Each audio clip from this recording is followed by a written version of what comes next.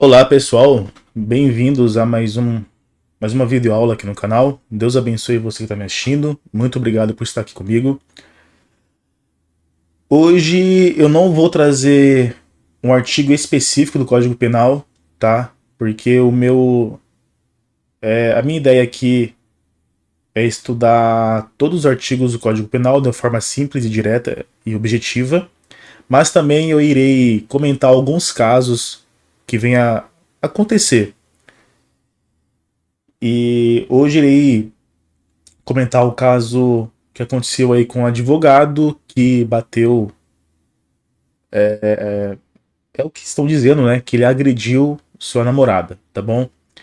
Então eu quero deixar claro aqui que essa questão não vou envolver nenhum juízo de valor, tá? Não vou fazer isso. Aqui é questão apenas para estudo. E eu vou me referir aqui à questão desse crime como um suposto crime, tá bom? Não quer dizer que estou apoiando o advogado ou a vítima, o que tem acontecido, não é isso, tá? Eu falo isso com a questão do princípio da presunção de inocência que está previsto no artigo 5º da nossa Constituição Federal. Mais especificamente no inciso 58, tá? Que diz o seguinte: ninguém será considerado culpado até o trânsito em julgado de sentença penal condenatória. Então não sabemos o que pode acontecer mais para frente, se o advogado poderá ser absolvido ou não. Então, tratarei o assunto como um suposto crime. Espero que isso tenha ficado claro. E aqui meu único objetivo é apenas estudarmos o caso e aproveitar para estudar outras coisas aqui, como a Lei Maria da Penha, prisão do advogado, etc. Tá bom? Então vamos continuar. Advogado agressor, as consequências penais e éticas da violência doméstica. Aqui eu sempre deixo o zoom, tá? Mas eu vou diminuindo conforme necessário. Então, o resumo do caso, como muita gente já deve saber disso daqui. O advogado Dr. João Neto, advogado criminalista e influenciador com mais de 2 milhões de seguidores, foi preso em flagrante no dia 14 de abril de 2025 em Maceió, sob acusação de agredir sua companheira de 25 anos. A vítima relatou que foi empurrada por João Neto, resultando numa queda que causou um corte profundo no queixo. Imagens de câmeras de segurança mostram a mulher sangrando no hall do prédio, enquanto João Neto tenta estancar o sangramento com um pano. A prisão foi convertida em preventiva pelo Tribunal de Justiça de Alagoas. Aqui eu não vou mostrar o vídeo, tá bom? Acredito que muita gente deve ter visto o vídeo. Mas daqui é só o resumo mesmo do que está acontecendo. E aí tem o resumo do depoimento da vítima, tá? Então a vítima, identificada como Andreina Bernardo dos Santos, aqui eu não sei se eu escrevi, acho que eu escrevi errado. Não sei se é Andréia, eu coloquei Andreina, não sei. Se eu escrevi errado, desculpem-me, tá? Mas vou ler como Andreina. Andreina Bernardo dos Santos, de 25 anos, relatou que mantinha um relacionamento de aproximadamente 2 anos com João Neto. Segundo seu depoimento, o episódio de agressão ocorreu após um desentendimento entre o casal. Ela afirmou que, durante a discussão, João Neto a retirou à força da cama e a empurrou, resultando em uma queda que causou um corte profundo em seu queixo. A vítima também mencionou que já havia sido agredida anteriormente por João Neto, incluindo um episódio em outubro do ano anterior, quando sofreu ferimentos na cabeça e precisou de atendimento médico. Pessoal, aqui lembrando que tudo que eu passo eu pesquiso, procuro sempre na internet para saber um pouco, pelo menos, da veracidade das coisas, tá? Para que eu não traga algo que seja mentiroso para vocês, tá bom? Então as aulas eu já deixei escrita essa aula, demorou para fazer, já era para ter gravado, mas infelizmente não consegui gravar antes, tá bom? E aí eu quero estudar com vocês um pouco sobre todo esse assunto. Então aqui, obviamente, pessoal, é um assunto que envolve a violência doméstica, a Lei de Maria da Penha, caso tenha ocorrido o suposto crime, tá bom? E aqui eu irei analisar tudo conforme notícias, o que está acontecendo, o que está sendo declarado por mídia, advogados, enfim. Então, a conduta atribuída a João Neto se enquadra no crime de lesão corporal no contexto da violência doméstica previsto no artigo 129, parágrafo 9 do Código Penal. Pena reclusão de 2 a 5 anos. E aqui eu coloquei a análise jurídica complementar, lesão corporal qualificada e envolvimento de terceiros. Esse envolvimento de terceiros eu coloquei pelo fato do vídeo. No vídeo aparece outros 2 homens, se não me engano, outros 3 homens, não estou lembrado. Mas eu sei que aparece mais pessoas no vídeo. Além do advogado e da Andreina. Se eu estou falando o nome dela errado, peço desculpas, tá? Mas eu vou dizer vítima, que eu acredito que seja melhor. Então, em relação ao crime de lesão corporal, supostamente praticado pelo advogado em desfavor de sua companheira, é relevante destacar que será realizada a perícia traumatológica. Essa perícia aqui é muito importante, tá? Com o objetivo de verificar a origem e extensão das lesões sofridas pela vítima. Essa perícia é essencial para determinar se os ferimentos são compatíveis com o acidente doméstico, conforme alegado por eventual defesa, ou se resultaram de uma ação intencional, agressiva e lesiva, como sustenta a acusação. Aqui, pessoal, é claro que a defesa, acredito que vai seguir para essa linha de talvez um acidente doméstico, tá? E a acusação, com certeza, vai na questão que foi algo intencional, que não foi, que não trata-se de acidente, mas sim de algo intencional, tendo a força humana. Então, por isso que serve essa perícia aqui é essencial para dizer o que aconteceu. Continuando, importante salientar que, diante das circunstâncias narradas e da relação íntima existente entre as partes, não se trata de uma lesão corporal simples, mas sim de lesão corporal qualificada. Nós temos do artigo 129, parágrafo 3º, parágrafo 13 do Código Penal, desculpe-me, considera-se qualificada a lesão praticada contra a mulher por razões da condição de sexo feminino, quando tal violência ocorre no âmbito doméstico e familiar, ou em decorrência de menosprezo ou discriminação à condição de mulher. A pena prevista para essa qualificadora é de reclusão de 2 a 5 anos. Eu sei que eu escrevi bastante coisa, que vai ficar longo o vídeo, tá? Mas eu quero trazer tudo aquilo que seja importante para, de certa forma, aqui estudarmos alguma coisa. Tá bom? Aqui, adicionalmente, conforme as imagens divulgadas do episódio, constata-se a presença de 2 outros homens no local dos fatos. Nesse aspecto, 2 hipóteses jurídicas podem ser consideradas. Então, em relação aos outros homens que eu vi na imagem, eu coloquei 2 aqui, mas não lembro se foram 2 ou 3. Porque eu lembro que tem um que abre a porta, que eu acho que é vizinho dele, mas aqui dali acho que só abriu a porta mesmo e não sei se estava talvez ali antes com eles, né? Não tenho certeza, não sei. Então, em relação aos homens que aparecem na imagem, em relação a eles, nós podemos estudar aqui 2 aspectos jurídicos, no caso. Conluio com o autor principal, que no caso é o advogado.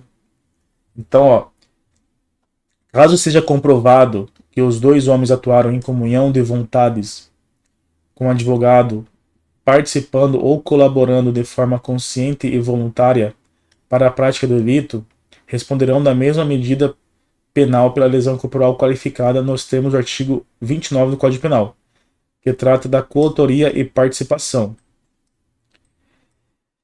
Agora, caso eles não respondam pelo mesmo crime, eles podem responder pela omissão de socorro.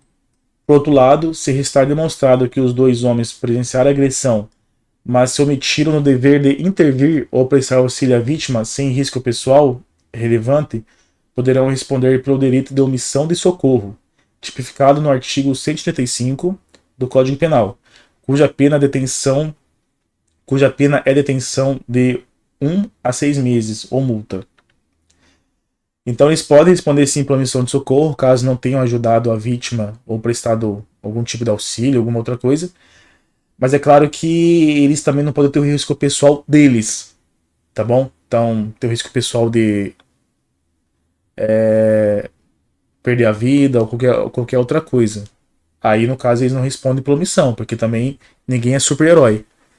Mas se não tiver o risco pessoal relevante, a integridade física, psicológica deles, saúde mental, enfim. Se não teve isso, eles ignoraram esses dois homens, eles podem sim responder por omissão de socorro, tá bom? Então, assim, o caso apresenta contornos que exigem uma apuração minuciosa dos fatos, mediante produção de prova técnica e testemunhal, para a adequada responsabilização penal dos envolvidos, com a devida observância aos princípios do contraditório e ampla defesa. O princípio da contraditória e ampla defesa sempre deve ser observado, porque trata-se do devido processo legal, e o devido processo legal ele é um princípio que se origina todos os demais dele, porque o devido processo legal diz que tem que seguir todo o processo legal. Não tem que estar contraditório para a defesa técnica, testemunhal. Então tudo que decorre do processo decorre do devido processo legal.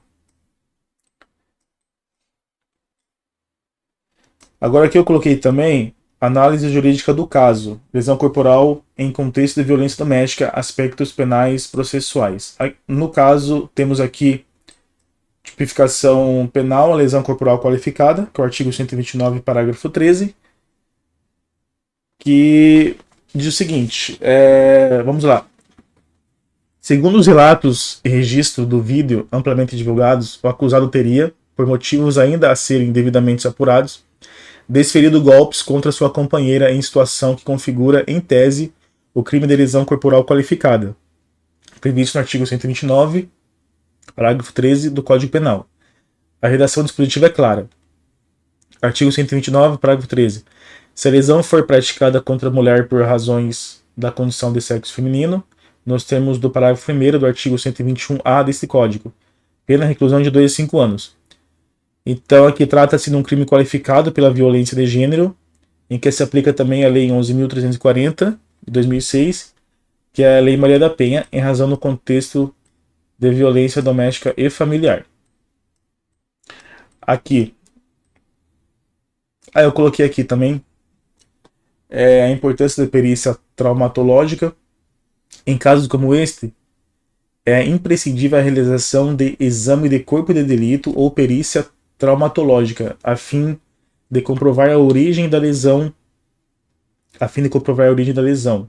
A perícia poderá confirmar se a lesão resultou de um acidente doméstico, como alegado por algumas versões defensivas, ou se decorreu de agressão causada por ação humana intencional.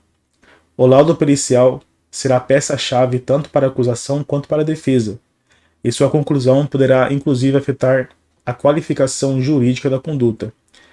Com certeza essa perícia aqui é a peça-chave. Não temos dúvida disso. Agora aqui voltamos à questão dos envolvidos, coautoria ou omissão de socorro dos envolvidos. No vídeo, 2 outros homens aparecem no local dos fatos. Nesse contexto, é possível vislumbrar 2 hipóteses jurídicas distintas. Se os 2 homens estavam em conluio com o agressor, poderão ser enquadrados como coautores do crime de lesão corporal qualificada, conforme dispõe o artigo 29 do Código Penal. Eu estou sendo repetitivo aqui, pessoal, até por questão de lembrar e fixar o assunto, tá bom? Porque eu sei que eu já escrevi ali em cima. Aqui eu estou repetindo a mesma coisa, tá? Se não estava em conluio com o advogado, mas se omitiram diante da agressão evidente, sem prestar qualquer auxílio à vítima, podem responder pelo crime de omissão de socorro previsto no artigo 135 do Código Penal, que dispõe. O que diz o artigo 135?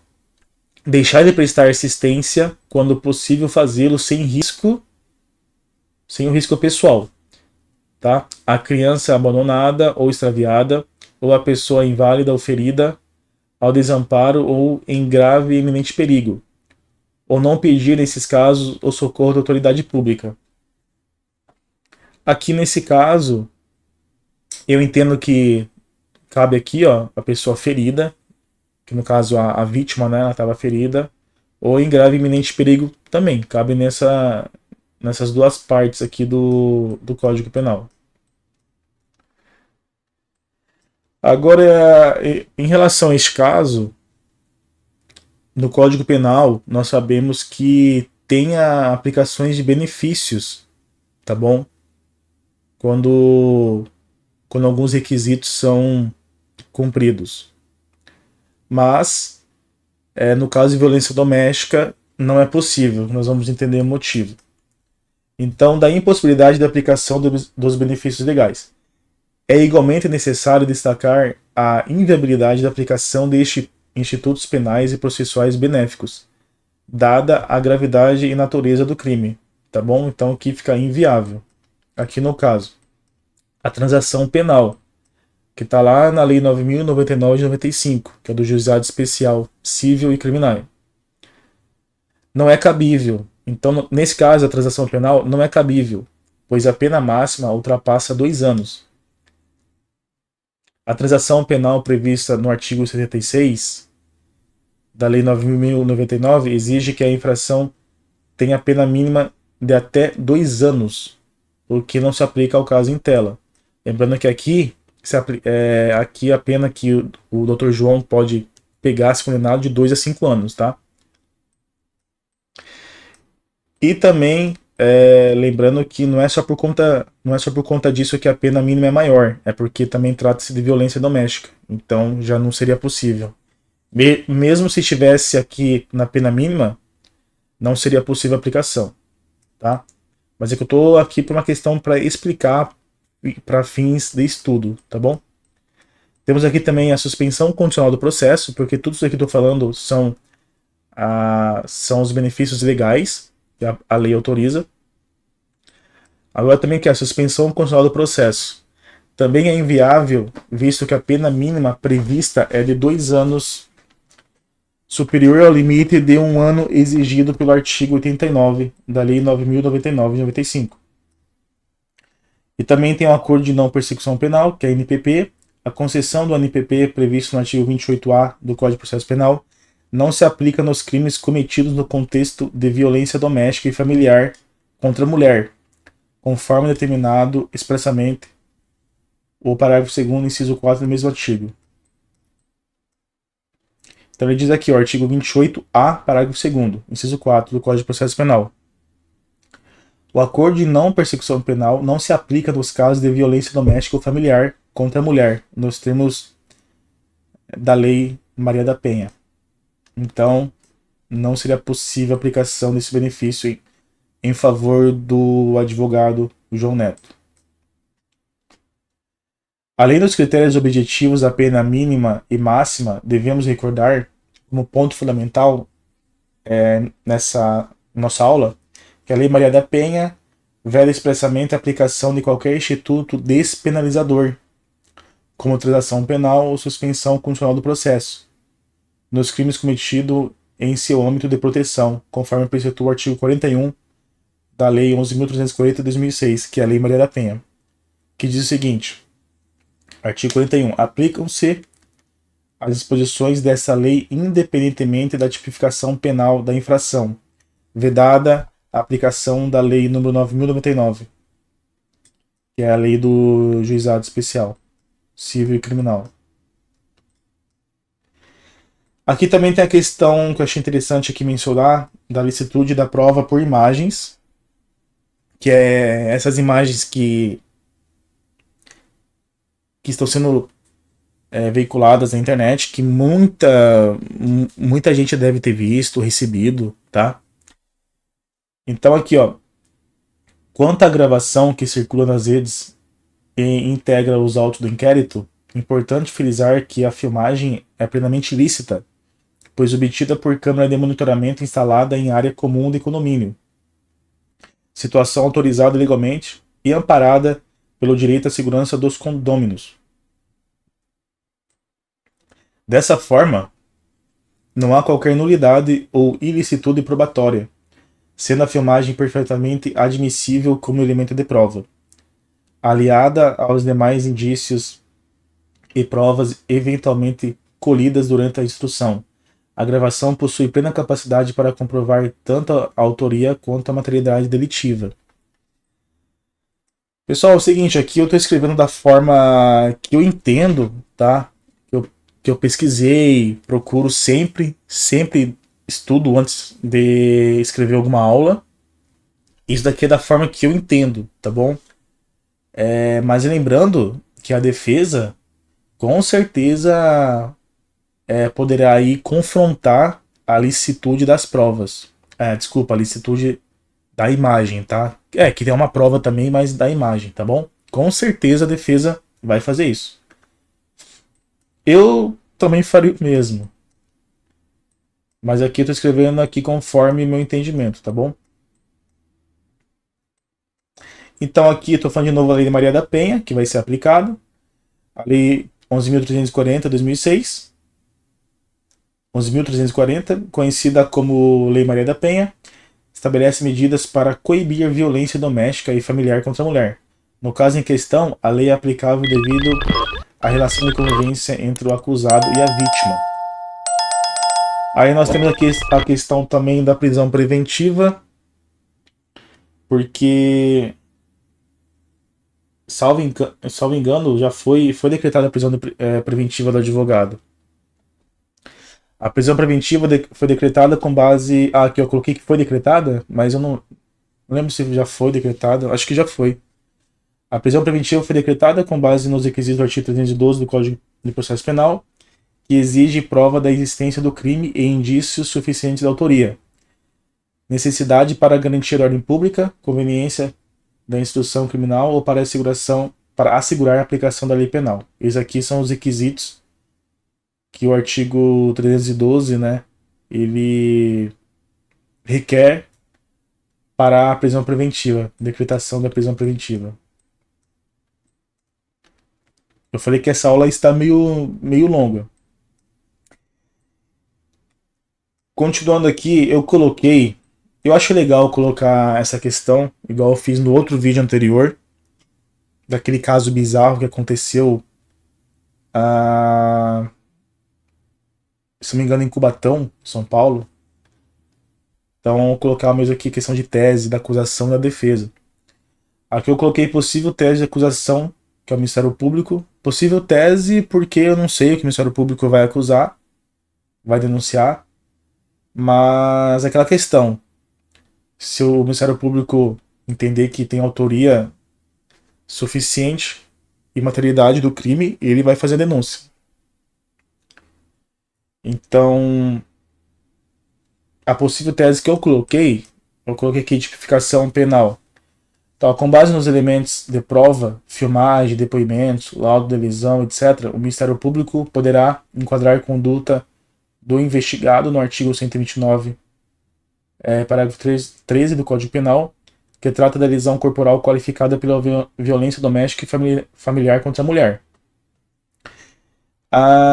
Aqui eu só estou repetindo o artigo que eu já li, ali em cima. E aqui, com base nos fatos, também poderá ser sustentado que a violência se deu no âmbito de convivência íntima e afetiva, conforme os parâmetros da Lei Maria da Penha, reforçando a incidência da qualificadora e afastando a natureza da infração de menor potencial ofensivo. Que aqui realmente já afasta. A Lei Maria da Penha não fala assim menor potencial ofensivo. Aqui também a questão da materialidade e autoria. A acusação poderá afirmar que há prova suficiente da materialidade e fortes indícios de autoria, sustentadas por Aqui de novo, imagens captadas por câmera de segurança instalada em área comum do condomínio, que eu coloquei aqui prova lícita, tá? Desculpa. Lembrando que essa prova aqui a defesa com certeza poderá contestar. Relato detalhado da vítima à autoridade policial e à imprensa. Relatório médico ou perícia traumatológica que comprove a existência das lesões corporais. Eventuais testemunhas que presenciaram ou tenham conhecimento do histórico de violência. Então, tudo isso daqui também o Ministério Público pode usar para a questão da materialidade e autoria e denunciar o advogado. Aqui eu coloquei um pouco das circunstâncias agravantes, que o Ministério Público poderá destacar que o crime foi praticado contra a mulher em situação de vulnerabilidade afetiva e física, foi cometido com abuso de confiança, já que o acusado era companheiro da vítima, foi praticado com dolo direto, em contexto que revela reiteração e intenção de domínio pelo medo e controle emocional. Lembrando, pessoal, que isso aqui nada é certeza, tá? Eu estou aqui apenas analisando o caso, tentando analisar o caso de uma forma técnica e jurídica, tá? E também aproveitando e estudando um pouco sobre a lesão corporal, sobre a violência doméstica, tá bom? Algumas teses aqui de defesa e acusação também. Tudo isso aqui que eu tô falando pode ser quebrado a qualquer momento, porque nós não sabemos o que vai acontecer, tá bom? Então pode acontecer qualquer coisa e às vezes o Ministério Público pedir arquivamento, o advogado ser absolvido. Então isso daqui é tudo que eu falo de supostamente, tá? Aí aqui coloquei de novo a questão da impossibilidade dos benefícios processuais. Então, diante da pena combinada e da natureza do crime, o Ministério Público deverá reforçar inviabilidade de transação penal e suspensão constitucional do processo, nos termos do artigo 76 e 89 da Lei 9.099, a Lei do Juizado Especial Civil e Criminal, por incidência do artigo 41 da Lei Maria da Penha. Inviabilidade da acordo de não persecução penal, conforme artigo 28A, parágrafo 2º, inciso 4 do Código de Processo Penal, que veda expressamente o benefício em crimes praticados com violência doméstica e familiar contra a mulher. Agora eu coloquei aqui também possível tese de defesa. Eu não sei porque coloquei assim para baixo, não estou lembrado. Então aqui a possível tese de defesa nesse caso.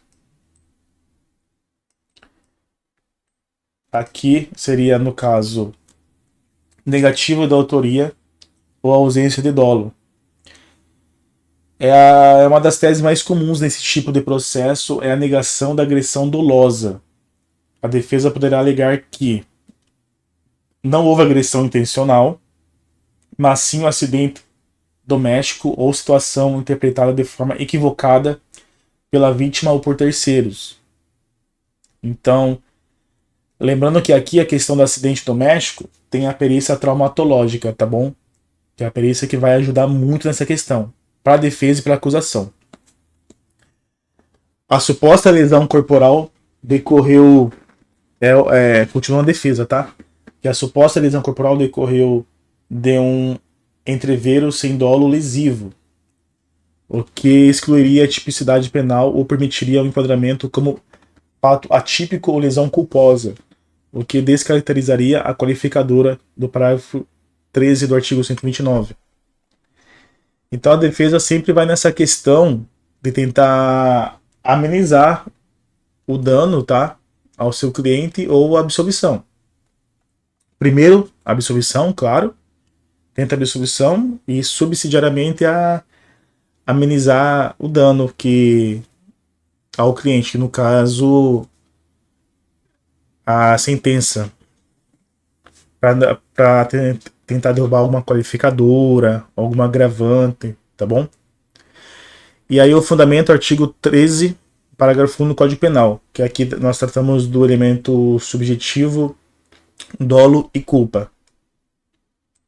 É claro que, por exemplo, um crime que é culposo é um crime que tem uma pena menor que o crime doloso.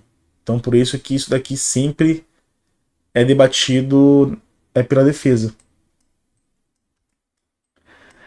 Agora que eu coloquei a impugnação da prova vídeo-visual, que é no caso a filmagem.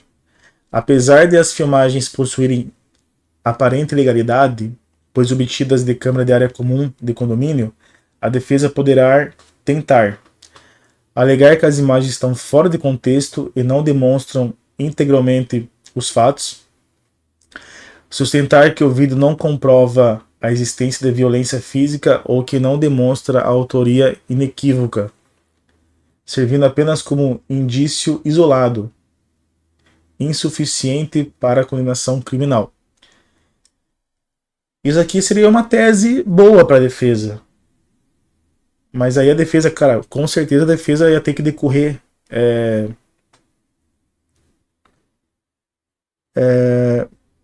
falar mais sobre tudo isso daqui, né? De uma forma bem melhorada, que aqui eu tô falando de uma forma apenas superficial e resumida.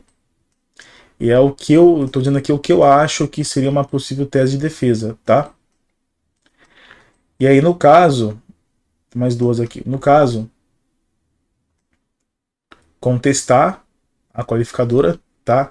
Então aqui, ó, contestação da qualificadora, mesmo que a agressão seja reconhecida, a defesa pode questionar a aplicação da qualificadora do parágrafo 13 do artigo 129 do Código Penal, por não se configurar o contexto de violência doméstica ou familiar.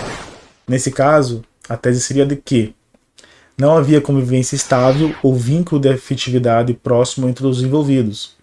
O fato ocorreu fora do ambiente doméstico. Não se trata de situação de dominação, controle ou subjugação de gênero. Se acolhida essa tese, a imputação pode ser desclassificada para lesão corporal simples. Então, isso aqui é toda a tese também para tentar desclassificar a violência da lesão corporal qualificada para simples. É uma defesa também que com certeza, quer dizer, com certeza não, acredito que os advogados irão abordar esse tema. Aqui também, ainda em relação à tese de defesa, fragilidade probatória e princípio do indúbio pro réu.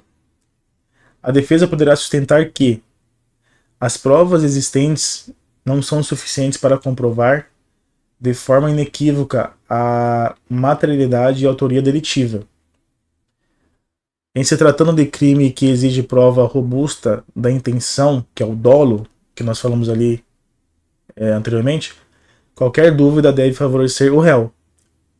Com base no princípio indúbio pro réu, não sendo possível excluir com segurança a hipótese de acidente ou interpretação equivocada, deve o réu ser absolvido.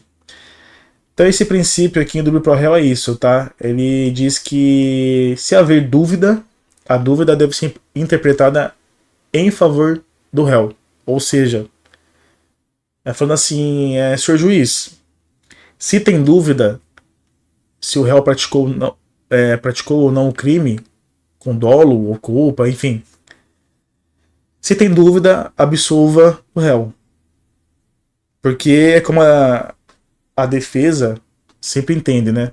Que é melhor um culpado solto do que um inocente preso. Então aqui, nessa questão da dúvida, é isso, é o indúbio pro réu. Na dúvida, absolva. E aqui também a defesa pode invocar que a abordagem condicional é garantista, a presunção de inocência, que foi o que eu falei lá no início, na verdade, né? Então, a presunção de inocência, o devido processo legal e contraditório, que isso daqui sempre é respeitado, com toda certeza, presunção de inocência também, e a vedação ao julgamento precipitado baseado em pressão midiática, especialmente por se tratar de figura pública ou profissional conhecido nas redes sociais. Eu coloquei isso aqui que é também algo que eu pensei, então eu ia escrevendo. Pode ser que a defesa aborde isso em favor do João Neto, pode ser que não aborde e tá tudo bem. O que mais eu coloquei aqui? Ah, tá, que foi... Eu coloquei o artigo, tá? Artigo 5º, todos são iguais perante a lei, sem distinção de qualquer natureza, garantindo-se aos brasileiros e aos estrangeiros residentes no país a inviolabilidade do direito à vida, à liberdade, à igualdade, à segurança e à propriedade, nos termos seguintes. Então aqui é o inciso 57. Ninguém será considerado culpado até o trânsito em julgado de sentença penal condenatória, que aqui é o princípio da presunção de inocência, tá bom? E aí aqui embaixo, opa, bastante coisa. Deve estar terminando já. Possibilidade de colaboração e reparação, que aqui ainda trata-se da defesa, tá? Caso não seja possível a absolvição, a defesa pode adotar estratégia subsidiária como pedido de substituição da pena privativa de liberdade por restritiva de direitos, caso preenchidos os requisitos do artigo 44 do Código Penal, acordo de atenuação da pena com base em eventual confissão espontânea, artigo 65, inciso 3, a linha D do Código Penal, ressarcimento de danos à vítima como forma de atenuar os efeitos da condenação. Importante, mesmo que o acordo de não persecução penal, a NPP, não seja cabível, conforme artigo 28A, parágrafo 2º, inciso 4 do Código de Processo Penal, estratégias para mitigar os efeitos de eventual condenação devem ser consideradas. E aqui eu estou falando do artigo 44. Coloquei aqui. As penas restritivas de direitos são autônomas e substituem as privativas de liberdade quando aplicada a pena privativa de liberdade não superior a 4 anos e o crime não for cometido com violência ou grave ameaça à pessoa, ou qualquer que seja a pena aplicado, se o crime for culposo. 2. O réu não for reincidente crime doloso. 3. A culpabilidade, os antecedentes, a conduta social e a personalidade do condenado, bem como os motivos e as circunstâncias indicarem que essa substituição seja suficiente. O parágrafo 2º, na condenação igual ou inferior a 1 ano, a substituição pode ser feita por multa ou por uma pena restritiva de direitos. Se superior a 1 ano, a pena privativa de liberdade pode ser substituída por uma pena restritiva de direitos e multa ou por 2 restritivas de direitos. Então, pessoal, eu coloquei aqui para vocês para dar uma lida, e esse artigo 44, o juiz ele sempre leva em consideração para a questão da substituição da pena por uma restritiva de direito, se for o caso. Aqui eu coloquei o artigo 65, que fala aqui da confissão espontânea do acusado, que isso aqui pode ser levado em consideração pelo juiz e ter a pena diminuída. São circunstâncias que sempre atenuam a pena. Atenua a pena, né, no caso, significa diminuir.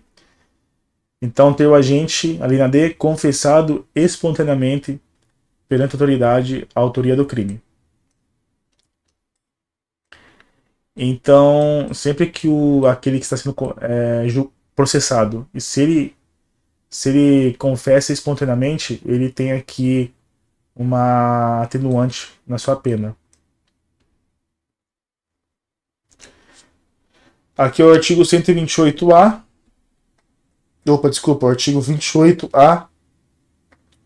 Eu coloquei o seguinte: não sendo o caso de arquivamento e tendo investigado confessado formal e circunstancialmente a prática de infração penal sem violência ou grave ameaça e com pena mínima inferior a 4 anos, o Ministério Público poderá propor acordo de não persecução penal, desde que necessário e suficiente para reprovação e prevenção do crime, mediante as seguintes condições ajustadas cumulativa e alternativamente. Parágrafo 2º. O dispositivo no caput desse artigo não se aplica nas seguintes hipóteses. Inciso 4. nos crimes praticados no âmbito de violência doméstica ou familiar, ou praticados contra a mulher por razões da condição de sexo feminino em favor do agressor. Isso aqui eu já vi escrito também, já havia falado. E lembrando também que o João Neto, por ser advogado, então tem a questão também da defesa institucional dele em relação à inscrição dele perante o quadro da OAB, né? Então aqui, ó, além da defesa penal, a defesa também pode trabalhar preventivamente para preservar a inscrição do acusado como advogado, defendendo que, ainda que condenado, o fato não caracteriza infração ética grave a ponto de justificar a exclusão automática. O processo ético disciplinar deverá ser iniciado em momento oportuno e será julgado de forma autônoma pela OAB, respeitando o contraditório e ampla defesa, sempre. Aqui, na verdade, a exclusão ela nunca é automática. Tem que haver o processo disciplinar perante a OAB e tem que haver aqui a ampla defesa e o contraditório, e aí depois tem a sentença, que é realizado pelo tribunal da OAB, da subseção do advogado. Aqui eu coloquei mais a questão da prisão em flagrante, tá? Falar um pouco da prisão em flagrante do advogado. Então aqui, ó, prisão em flagrante de advogado, possibilidades, limitações de fundamento legal. É possível a prisão em flagrante do advogado? Há algum tratamento diferenciado em razão da profissão? Então vamos lá, é possível sim, tá? Vou explicar aí embaixo, e tem sim um tratamento diferenciado, tá bom? A resposta exige uma análise à luz do Estatuto da Advocacia, que é a Lei 8.906 de 94, da Constituição Federal também e da legislação processual penal. Eu resumi tudo aqui, pessoal. Eu sei que a aula tá grande, tem bastante coisa, mas eu dei uma resumida para trazer tudo para vocês de forma clara e completa. Então, a prisão em flagrante, conceito geral. Lei de trás para frente, né? O conceito geral da prisão em flagrante. Vamos lá. De acordo com o artigo 302 do Código Processo Penal, considera-se em flagrante delito quem está cometendo a infração penal, acaba de cometê-la, é perseguido logo após em situação que faça presumir-se autor do crime, é encontrado logo depois com instrumentos, armas, objetos ou papéis que façam presumir-se autor da infração. Logo, qualquer pessoa pode ser presa em flagrante, inclusive advogados. No entanto, a legislação especial impõe algumas garantias ao exercício da advocacia. Aí aqui, ó, tratamento especial da prisão de advogados. Então, aqui eu só falei sobre o conceito geral da prisão em flagrante, tá? E agora eu quero falar aqui, ó, da prisão dos advogados, com base no Estatuto da OAB, Ordem dos Advogados do Brasil.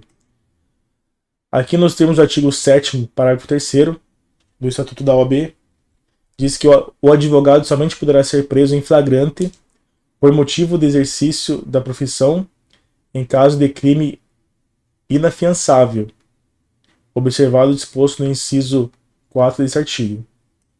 Então aqui, ó, esse dispositivo ele é frequentemente mal interpretado. Ele não impede que advogados sejam presos em flagrante, exceto se o crime for praticado no exercício da advocacia e for afiançável. Nesse caso, não admite a prisão. Então aqui, ó, portanto, a proteção do parágrafo 3º não se aplica a crimes praticados fora do exercício da profissão, como é o caso de uma lesão corporal contexto de violência doméstica. Então é o seguinte, o advogado ele pode sim ser preso em flagrante se ele estiver fora do exercício dele da profissão, que é no caso esse exemplo que nós estamos estudando, que está o exemplo aqui embaixo. Mas agora, se o advogado, em razão do exercício dele na profissão, ele comete algum crime, ele está em flagrante delito. Então, assim, então esse dispositivo, ele diz que o advogado, ele só pode ser preso em razão da função dele no exercício se for por crime inafiançável. Ele pode ser preso e tem que ser comunicado a prisão dele à OAB. Então aqui está falando de novo, esse dispositivo é frequentemente mal interpretado. Ele não impede que advogados sejam presos em flagrante, exceto se o crime for praticado no exercício da advocacia e for afiançável. Nesse caso, não se admite prisão. Tá? Então, esse dispositivo ele não impede a prisão do advogado. O advogado, sempre que ele estiver em flagrante, no exercício da profissão dele e for afiançável o crime, nesse caso não é admitida a prisão dele, tá bom? Agora, como se for fora do contexto do trabalho dele, como é o caso que estamos estudando, ele pode ser preso em flagrante normalmente. Então, exemplo claro. Um advogado agride a companheira dentro de casa e a cena é flagrada por câmeras. Pode ser preso em flagrante normalmente, como qualquer outro cidadão? Pode, tá bom? Agora, se um advogado é detido por desacato durante a sustentação oral ou discussão com o juiz e audiência, aí sim vai entrar a cena da questão da proteção legal do artigo do parágrafo 3º, que é esse aqui que nós estudamos, tá? Que o advogado não pode ser preso nessa questão, porque ele está no trabalho dele exercendo a advocacia. O advogado ele pode ser preso exercendo a sua profissão de advocacia se ele cometer um crime inafiançável. Inafiançável, tá? Se o crime for afiançável, ele não pode ser preso. Tá bom, pessoal? É isso. Espero que eu tenha conseguido passar para vocês esse entendimento, tá?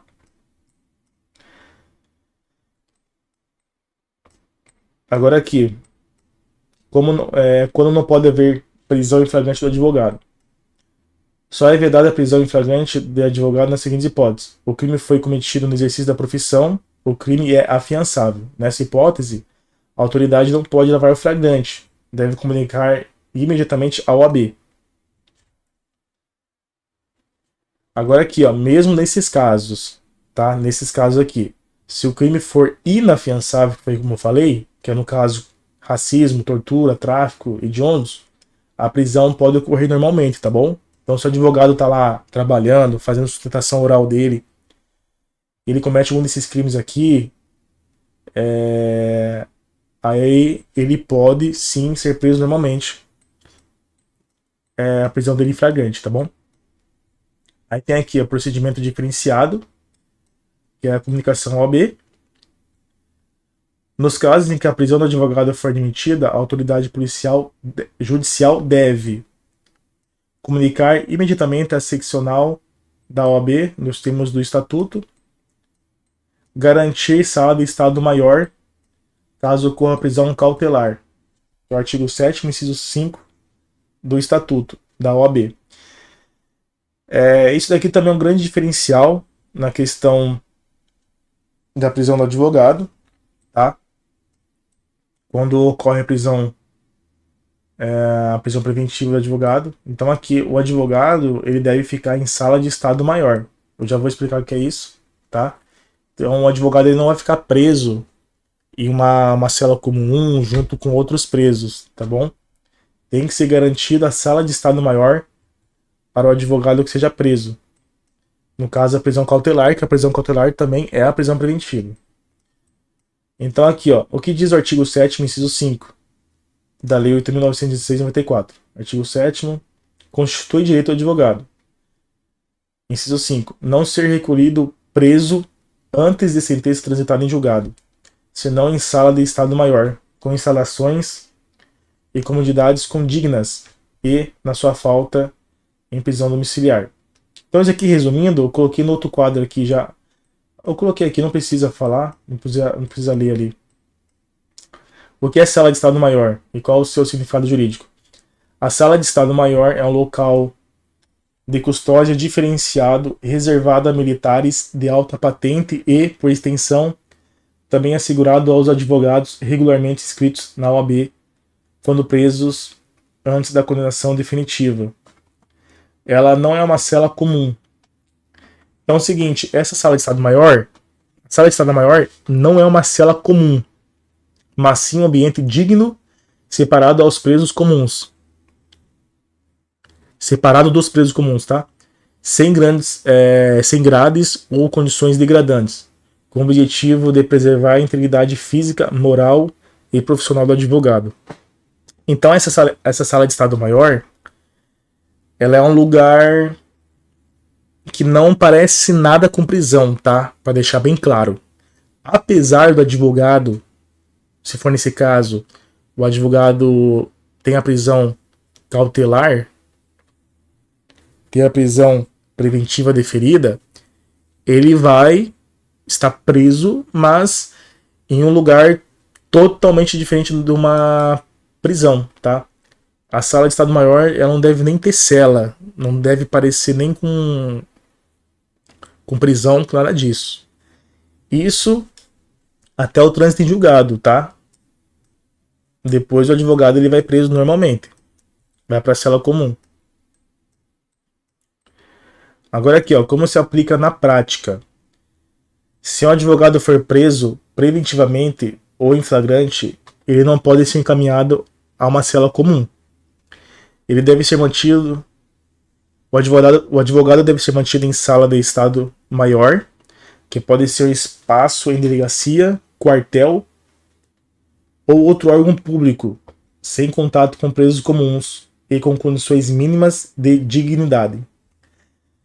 Agora aqui, ó, esse aqui também que é muito importante. Se caso não houver sala de Estado Maior disponível, o advogado tem o direito à prisão domiciliar, até que haja decisão definitiva sobre o processo. Então é o seguinte, se não houver a sala de Estado Maior no local que o advogado foi preso, na cidade dele, no estado, enfim, se não houver a sala de Estado Maior, ele não pode ir à prisão comum e ele vai ser sujeitado à prisão domiciliar, tá bom? Então ele deverá ser preso e ficar em casa. Aí o fundamento e objetivo.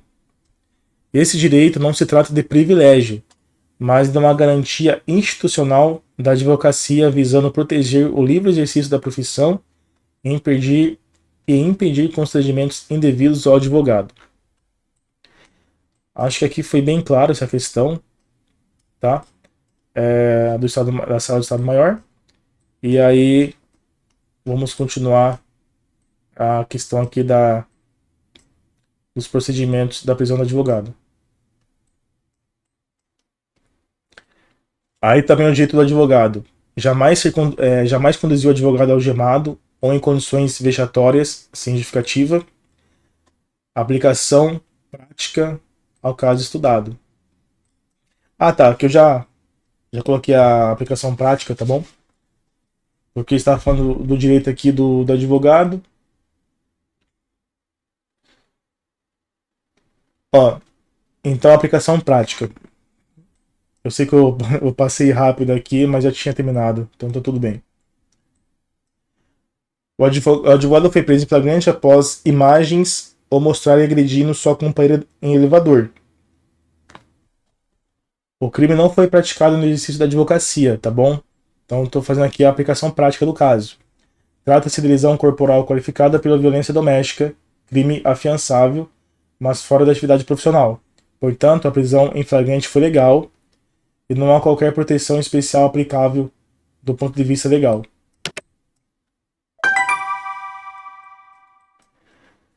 A aplicação da Lei Maria da Penha. Aqui a Lei Maria da Penha, a Lei 11.340, 2006, conhecida como Lei Maria da Penha, estabelece medidas para coibir a violência doméstica e familiar contra a mulher. No caso em questão, a lei é aplicável devido à relação de convivência entre acusado e vítima. A prisão preventiva, que eu já havia falado, a prisão preventiva foi decretada com base nos requisitos do artigo 312 do Código de Processo Penal, que exige prova da existência do crime, indícios suficientes de autoria, necessidade para garantir a ordem pública, conveniência de instrução criminal ou para assegurar a aplicação da lei penal.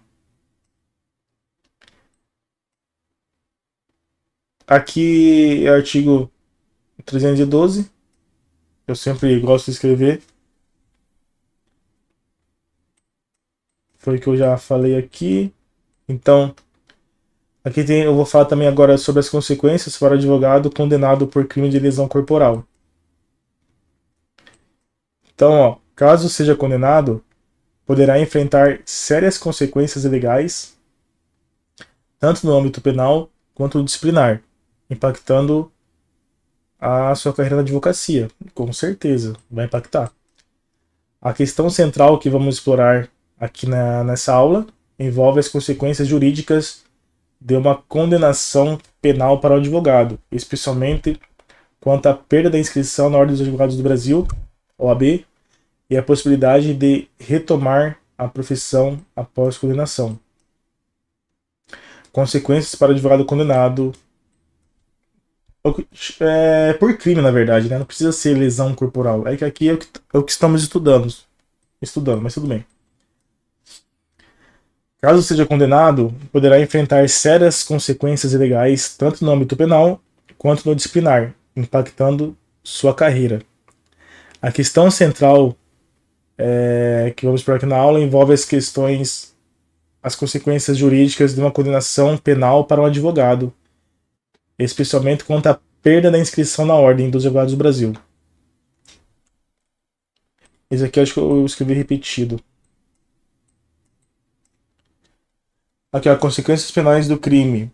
Primeiramente, é importante entender o que pode acontecer com o advogado em termos penais se for condenado pelo crime de lesão corporal. Aqui eu coloquei de novo, tá? A tipificação, que é a qualificadora.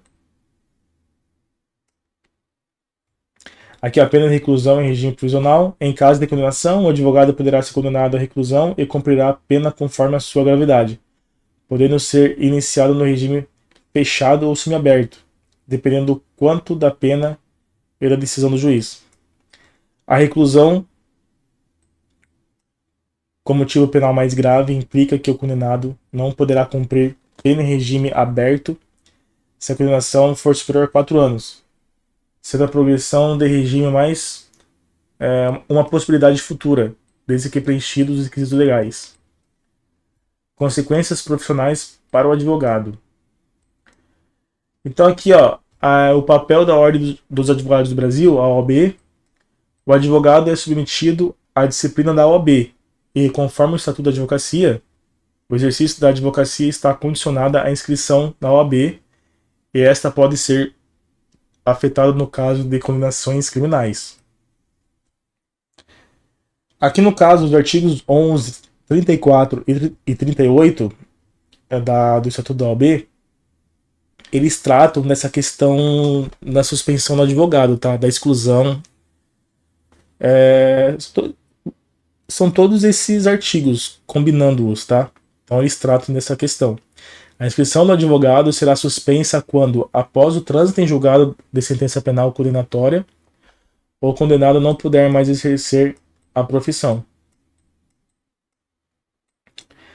Aí tem a perda da inscrição, que aqui eu coloquei, ó, os artigos 11, inciso 3, artigo 34, inciso 21, artigo 37 e 38. Aqui todos da OAB, do Estatuto da OAB, tratam da suspensão da inscrição de um advogado condenado, mas não fala explicitamente sobre a perda definitiva da inscrição na OAB. Então tem aqui, ó, suspensão temporária.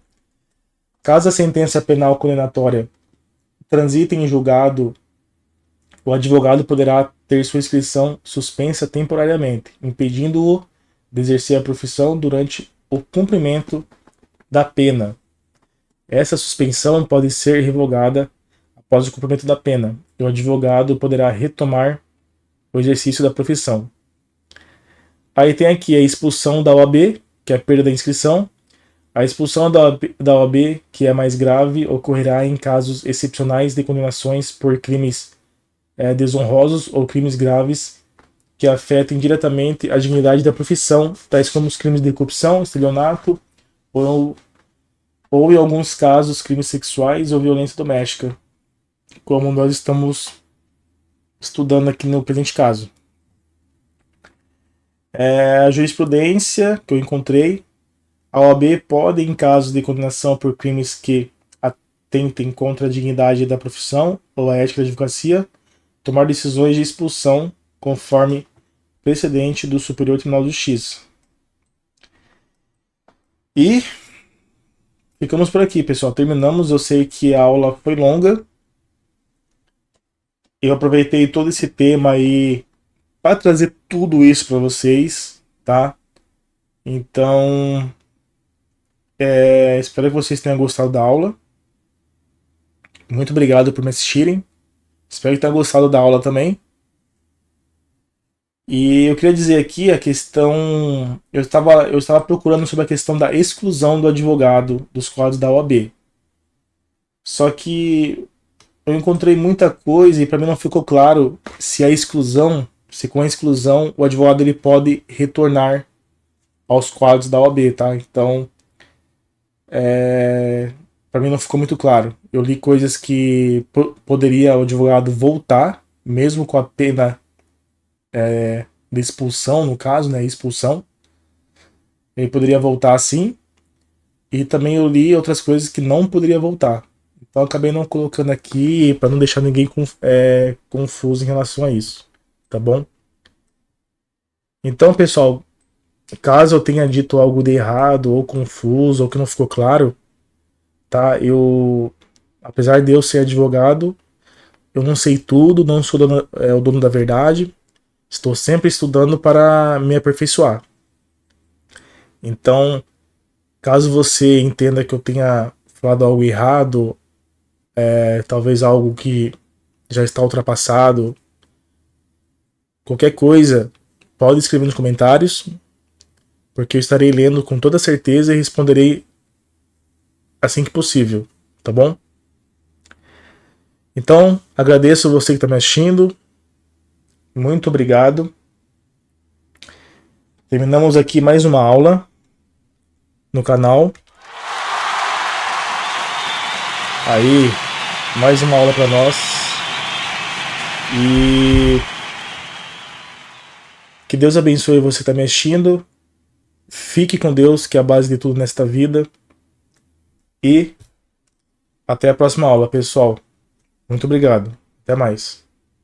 Pessoal, apresento a vocês o meu canal de podcast aqui no YouTube. Entrevistas, ideias e conteúdos relevantes. Venham conferir o canal. Muito obrigado e fiquem com Deus. Fala galera, beleza? Aqui quem fala é o Kozak. Estou aqui para dizer que eu tenho um canal de gameplay onde eu posto diversos jogos.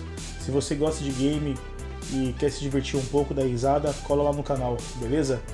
Um abraço, Deus abençoe, muito obrigado.